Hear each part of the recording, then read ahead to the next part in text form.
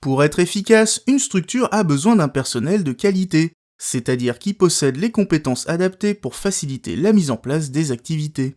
Pour ce faire, il sera souvent nécessaire de le former, afin de s'assurer qu'il comprend et maîtrise son sujet.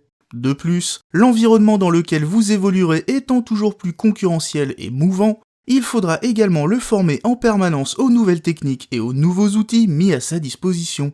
Mais ce n'est pas tout, il peut arriver que le personnel lui-même endosse le rôle de formateur, ce qui signifie qu'il se doit d'acquérir les compétences nécessaires à la transmission du savoir. Autrement dit, il faudra aussi former des formateurs. C'est pourquoi il est indispensable de bien comprendre comment fonctionne une formation, et la première étape, c'est de définir quel est son objectif pédagogique, autrement dit, quels sont les besoins qu'elle se propose de combler.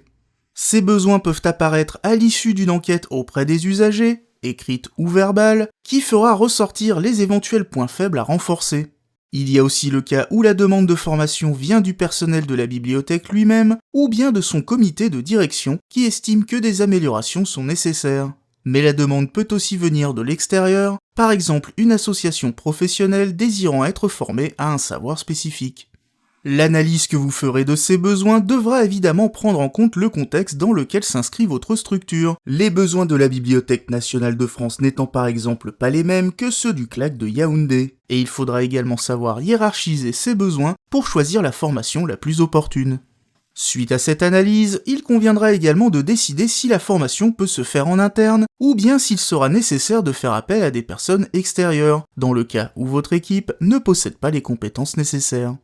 Il faudra ensuite définir quels sont les objectifs de formation, autrement dit, quels résultats concrets espère-t-on obtenir, et ce sont ces objectifs qui vont déterminer le contenu, la durée, les supports et les coûts nécessaires à cette entreprise. En effet, selon que vous souhaitiez professionnaliser les bénéficiaires pour qu'ils soient opérationnels à l'issue de la formation, former des étudiants et des chercheurs à l'utilisation de votre programme de gestion des collections, ou simplement renforcer les aptitudes de votre personnel en vue d'une formation ultérieure, l'organisation à mettre en place sera bien différente.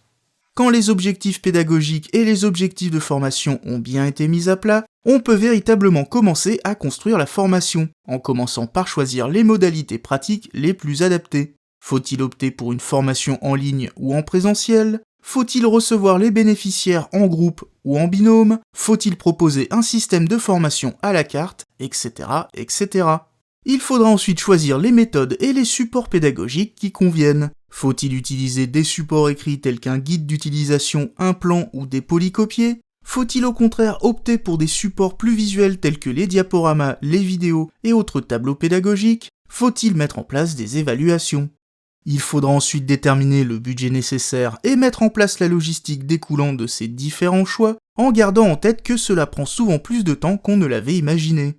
Prévoyez une salle dédiée à la formation, sans oublier le matériel qui va avec. Réorganisez le travail au sein de votre structure afin de prendre en compte la formation qui s'y déroule, et faites en sorte de mettre en place un cadre agréable, par exemple en prévoyant une petite collation. Pour finir, il sera indispensable d'évaluer la pertinence de votre action. Pour cela, vous pouvez mettre en place une évaluation du niveau des bénéficiaires avant, pendant et après la formation afin de mesurer l'impact de celle-ci.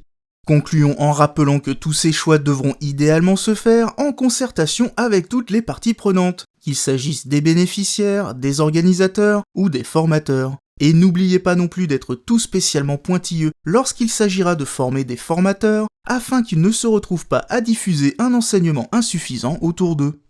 Cette leçon est désormais terminée et je vous dis à très vite dans une prochaine vidéo.